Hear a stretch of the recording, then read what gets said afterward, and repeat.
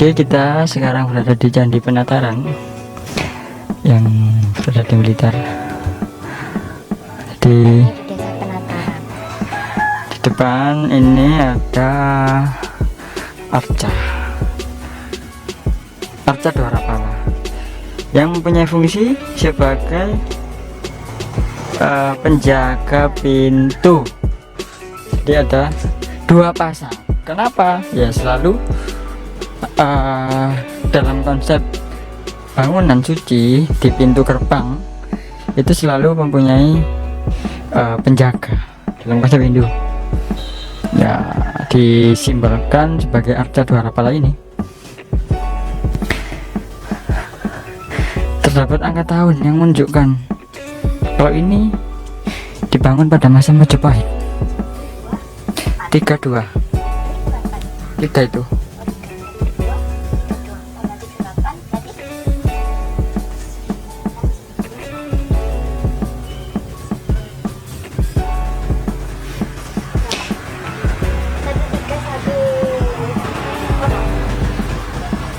Iyalah itu.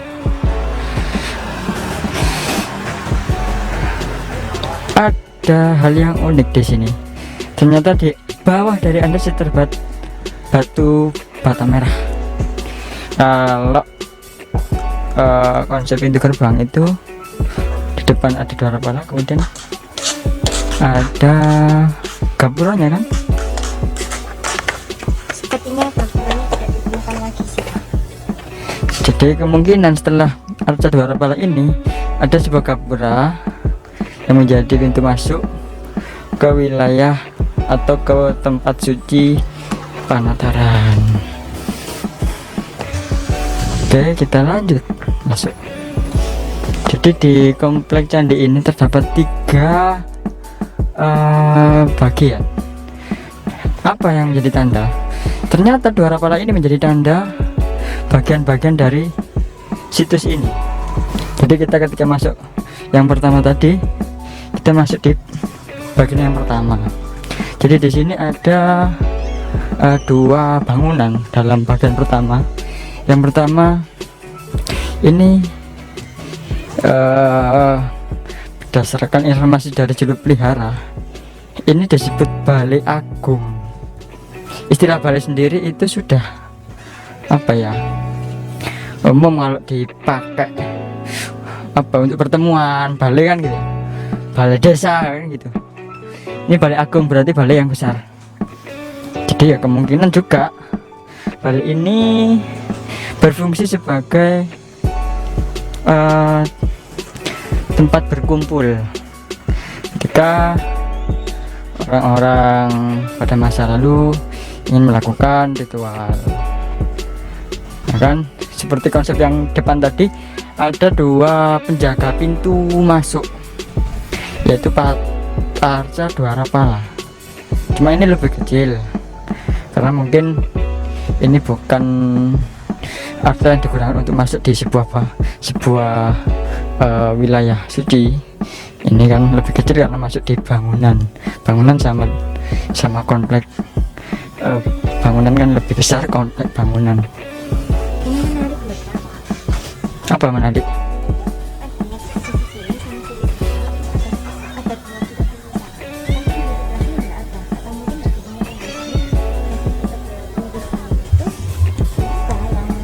Itu cuma bagian bawahnya ini, bagian kayak keramik ke atas ini. Terus ada satu lagi yang menurutku unik.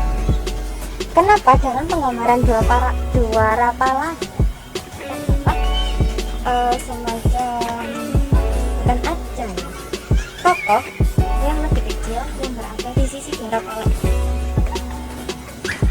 Tokoh lebih kecil. Jadi penggambarannya lebih kecil dari, ya maksudnya bentuk atau pahatan.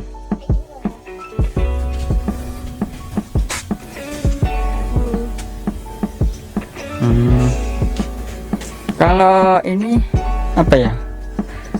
Apa mungkin juga seperti Ganesha? Kalau Ganesha kan ketika dia kemana-mana itu ada yang istilahnya mengiringi, bukan Punokawan, apa ya, tikus, kalau nggak tikus ya, Jadi ada kayak di Ganesha kalau nggak salah sih.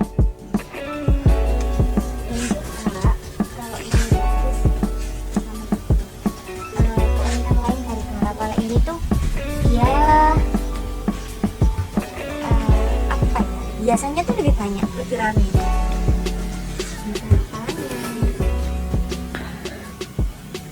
Ini juga kalau ada apa ya nih istilahnya, ikonografi atau aksesoris apa ya, ada yang mengatakan bahwa itu menunjukkan status sosial. Oh ternyata kalau yang memakai perhiasan banyak itu dia status sosialnya lebih tinggi.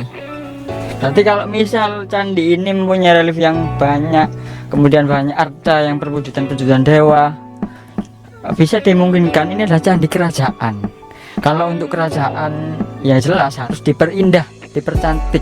Beda dengan candi-candi yang mungkin di apa ya, daerah-daerah ya di luar komplek, misal di hutan itu kan enggak, kadang itu menggunakan batu masih menjadi batu yang alami. Jadi nggak terlalu banyak hiasan, nggak terlalu banyak batan. Nah itu tadi adalah bangunan yang pertama, di bagian yang pertama. Jadi ketika masuk awal ada dua rapala, kemudian masuk di komplek pertama, di bagian pertama terdapat Balai Agung. Kemudian yang kedua ada 4 umpak. Ini kalau dilihat ini di bagian tengah. Jadi kalau ditarik menuju di Candi Induk, ini berada di tengah-tengah. Ada 4 umpak.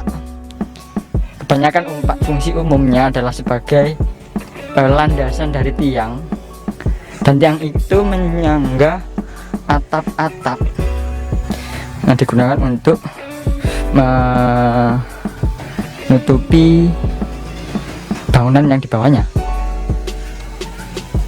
Ada 4 umpak dengan hiasan yang sangat kaya, mulai dari ornamentasi, kemudian ada relief hewan-hewan juga, hewan mitologi. Konsep ini tuh kayak di Bali loh. Ada Balai Agung. Apa kalau di Bali kan biasanya di Bali ada, kalau konsep bangunan itu di Bali kan ada jaba, tengah, sama jero 3. Apakah ini juga seperti itu? Kalau memang itu konsep Hindu ya berarti benar. Itu adalah Dia pernah memasuki salah satu tempat Jagatapura di sana. Cuman dulu itu nggak memperhatikan seperti ini Pak. Tapi kalau misalnya kayak konsep balai itu memang ada di Bali, dan balai itu khususnya difungsikan sebagai tempat untuk mempersiapkan berbagai macam sesaji yang akan digunakan dalam upacara. Biasanya begitu. Nah, ini bangunan berada di kompleks pertama. ya, yang kedua ada sebuah hampir sama dengan balai, cuma ini sebutannya adalah pendapa teras. Balai sama pendapa, apakah punya perbedaan? Kalau balai itu mungkin untuk pertemuan, kalau pendapa mungkin untuk peristirahatan. Tapi kalau misalnya peristirahatan, kenapa di sini digambarkan Atau juga gini,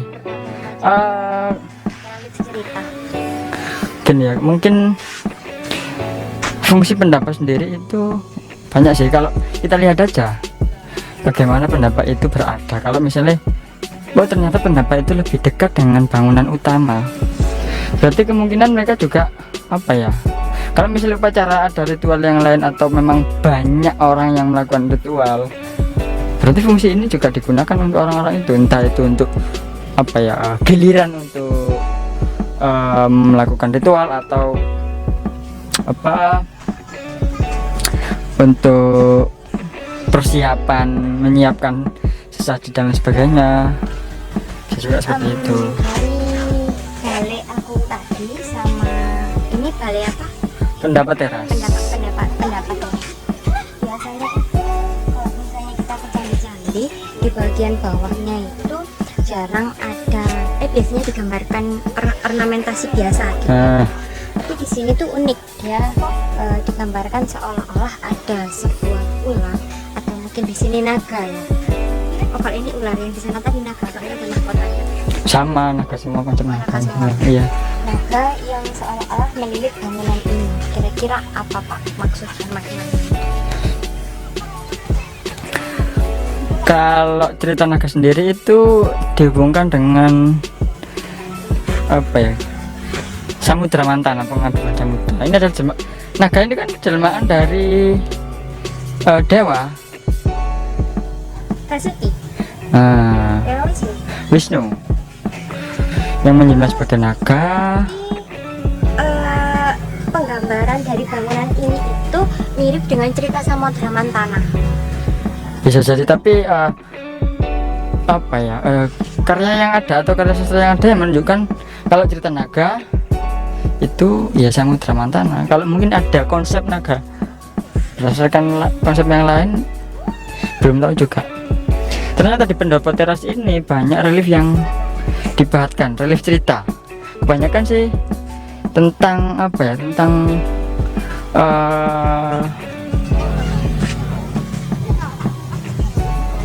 bukan menuju proses kehidupan yang selanjutnya. Jadi ketika hidup kemudian meninggal menuju ke alam mana.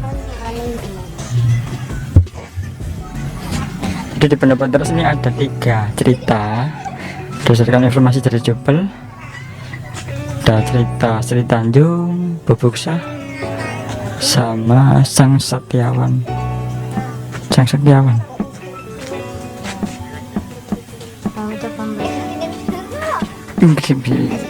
Nggak terlalu jelas. Tidak jelas.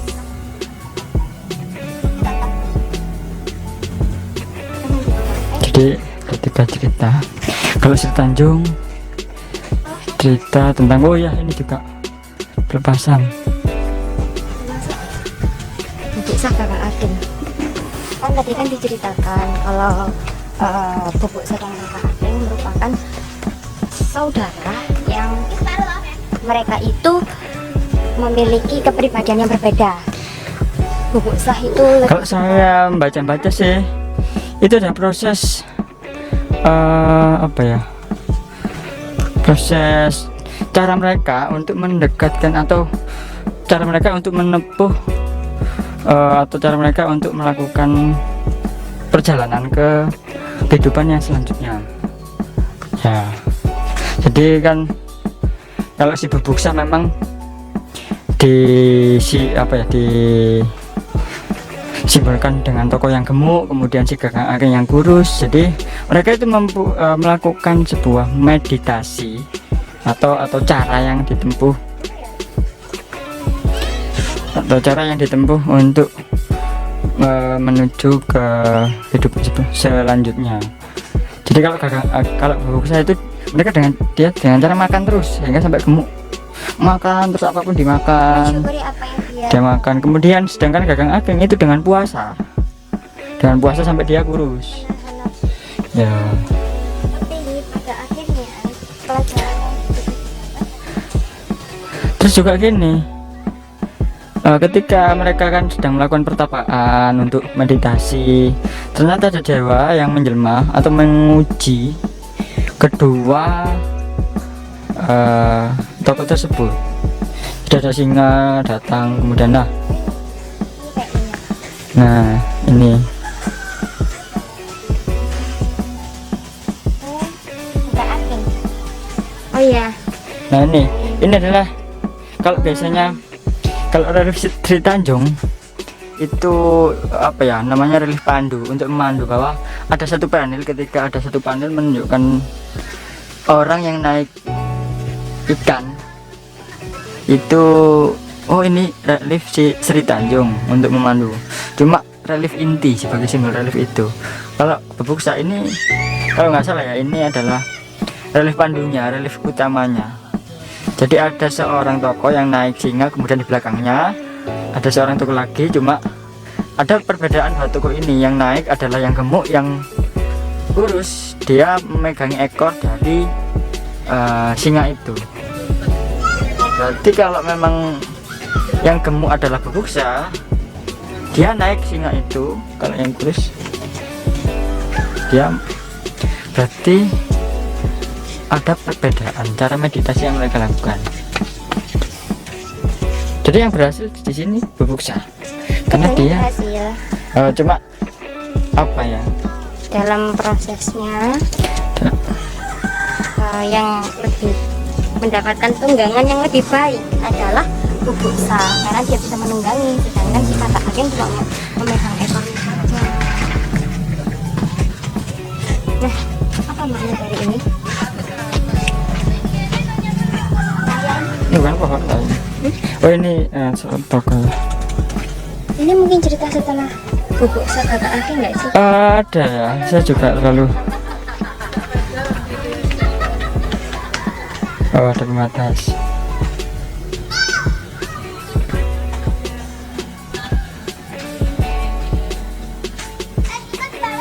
Ini adalah pendopo teras dari candi atau bagian pertama di komplek Candi Penyadaran.